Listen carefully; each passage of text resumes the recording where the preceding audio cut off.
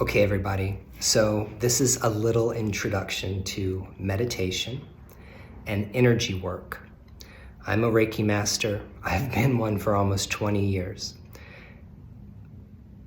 Reiki is not officially part of the syllabus, okay? For the Yoga Alliance, I don't know why they don't consider Reiki to be a subject worth counting towards hours, but you're gonna learn Reiki anyway. It is something that I want to require for my teacher training program that people learn. People don't understand that the origins of Reiki are in Buddhism. Reiki is not just some kind of new age flim-flam, make it all up in your mind kind of energy healing practice like people think it is. The founder of what we know as modern day Reiki, hands-on healing, distance healing, drawing symbols and other kind of, I guess you could say, magical acts in order to heal other people, was started by Dr. Usui, a Japanese lay Tendai Buddhist priest. And Tendai Buddhism and Shingon Buddhism are two esoteric Buddhist schools of philosophy and practice in Japan. They're tantric practices, tantric Buddhism. All of the tantras and tantric Buddhism started in India. And then those tantras migrated up into the Himalayas and made it all the way to Tibet, into China, past China, into Korea, and also into Japan. So the tantric Buddhist practices they're vast. They're absolutely vast. And the esoteric or tantras come under the, I guess you could say, the broad category of Vajrayana Buddhism. But we will talk about all of those things way later in like level 3 of this teacher training program. What I'm here to do is to teach you a couple of exercises that you can do in order to start connecting with your own energy, because it's crucially important that you connect with your own energy, okay? What's going on in your body and how you can start maneuvering those subtle energies. I'm gonna teach you a very simple breathing technique today that's going to help balance your prana or your chi, okay, or your ashe.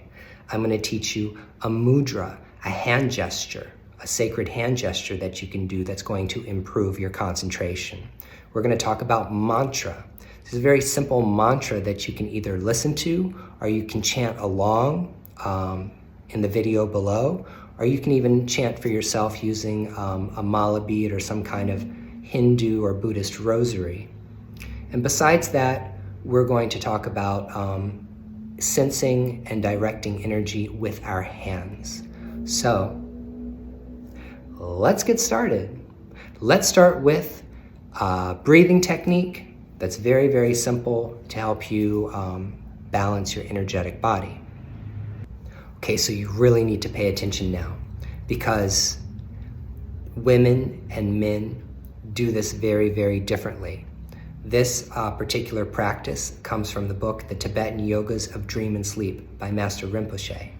And it is very simple. A lot of yogis will recognize this as alternate nostril breathing. That is when one nostril is closed and you inhale through one, and then you change and you exhale through the other. But this is a very specific breathing technique.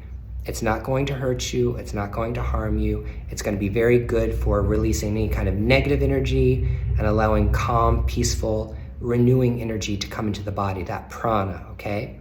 And we will study this stuff when you are in the teacher training program, but this is a meditation technique that's very, very, very easy to do. So the first thing, if you are a man, what you will do is you will take your left ring finger and you will put it on your left nostril and you will exhale with some force. Then you take your ring finger on your right hand, close your right nostril and inhale. After you inhale, hold it just for a second and release. And again.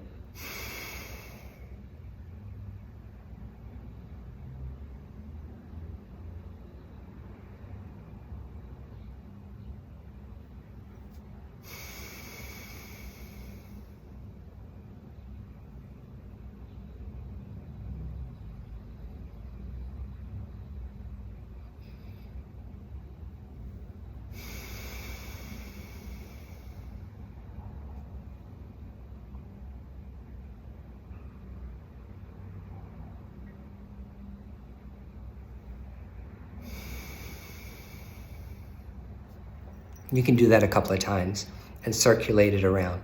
That will be very, very good for you. It'll help to balance your prana, or balance your chi, your ki, your ashe, and that's what a practice is for men. For women, you would do the opposite. You would take the right ring finger and you would exhale through the left nostril with some force, and then you would change, putting your left ring finger on your left nostril, and inhale gently, and inhale and allow that piece of that fresh prana to come into the body.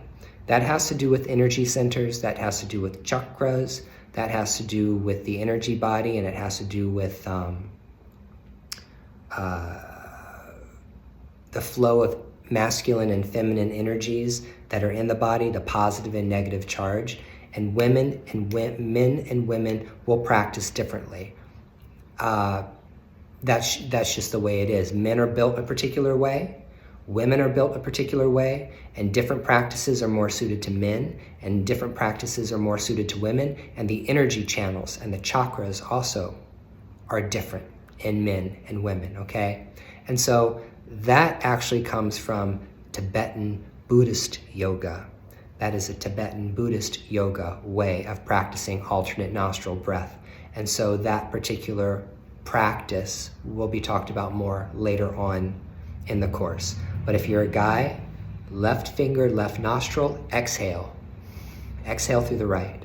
Change, inhale through the left. Using your ring fingers in order to alternate nostrils. And for women, the opposite. Exhale with force through the left nostril, change, inhale through the right nostril. And do that about 10 times and see how it makes you feel. So let's talk about mantra. What is mantra? Well, mantra is chanting. And it's really, really difficult for people today to be able to just sit down and stop thinking. I know a lot of people have the mistaken impression that meditation is about not thinking. That's actually not true. Matter of fact, a lot of meditation that is performed is actually meditating on something. It's meditating on the breath. It's meditating maybe on a statue or image of a deity, or maybe it's meditating on a particular phrase. And a mantra is a particular phrase that is chanted over and over and over again in repetition. And I call it, when I do mantra meditation, I call it, I'm allowing my mind to rest on the mantra, as if the mantra is a hammock for my mind. And my mind actually gets to rest, it gets to find peace by just being absorbed in the mantra itself. I would recommend for most people who are going to start learning how to meditate, don't just sit down and think that I have to be still, I have to be quiet, I have to not think. That is going to do the exact opposite to you than what you want it to do. You're going to get all strung out. The energy in the body is going to start getting all strung out. And there's things that there's prerequisites for being able to sit in meditation for a very long period of time, getting to that state of non-duality, okay? Lazy monkey yoga practice, the actual practice, the physical practice of lazy monkey yoga prepares the body for meditation. So at the end of a lazy monkey yoga class, we actually don't lie in shavasana and just relax and do nothing, where people fall asleep and stuff like that. We don't do that. The lazy monkey yoga class is designed to train the body from beginning to finish of the class physically. It's a physical discipline, and the meditation is something that's performed after the lazy monkey yoga class is completed. Meditation is its own practice. Lazy monkey yoga is the physical discipline that keeps the body healthy and prepares the body to be able to sit in meditation for a prolonged period of time, okay? So you might have heard mantras like Om, or Om Namah Shivaya, Om Namah Shivaya. Well, the mantra that I chose for myself is Nam Myoho Renge Kyo, and you might have heard that before. Where does that come from, though? Well, there's a very, very famous and one of the most important sutras in the entire Buddhist canon called the Lotus Sutra. And the Lotus Sutra is very, very important because it puts forth some concepts or ideas that were at the time that it was put into distribution were very revolutionary. They might not sound super revolutionary to you and me today, but the Lotus Sutra presented this idea, this concept, that enlightenment is possible for everyone. It's a Mahayana Buddhist text, and it says anyone can find enlightenment, and you can find enlightenment in this lifetime. You don't have to wait. Enlightenment isn't necessarily something you have to wait 10, 20, 30, 40, 50, 100, or a million lifetimes to achieve. It's talking about being awake. And so it's a very, very, very special text within the Buddhist canon. It's about the immediacy of waking up. And it also talks about all the Buddhas and all the different universes and all the different dimensions and all times and how many Buddhas they are, and it's absolutely amazing, okay? We're talking about a multi-dimensional, multiverse kind of worldview of all of the Buddhas, okay? So it's a wonderful book, it's lovely, and the name of the book is chanted Nam-myoho Renge Kyo, which means mystic devotion to the wonderful Dharma. And I love that mantra. I put 2 videos below about of 2 different groups that are chanting it, Meditative Mind and the other guy, which is completely escaping my memory right now. But one is fast, Nam-myoho Renge Kyo, Nam-myoho Renge Kyo. And then the second one is slower, Nam-myoho Renge Kyo. So you have to find out which pace is best for you. Maybe you like the fast chanting. Maybe you want to chant slower. But I would try it. I would try to do it. I would sit and listen to the mantra for about 5 minutes and see how it makes you feel. Just allowing yourself to be calm, be peaceful, relax, take a deep breath. Allow your mind to rest on the mantra as if the mantra was like just a boat. Imagine your mind resting just in the boat of the mantra. And as the boat carries you through the water of life, just allow your mind to rest on it.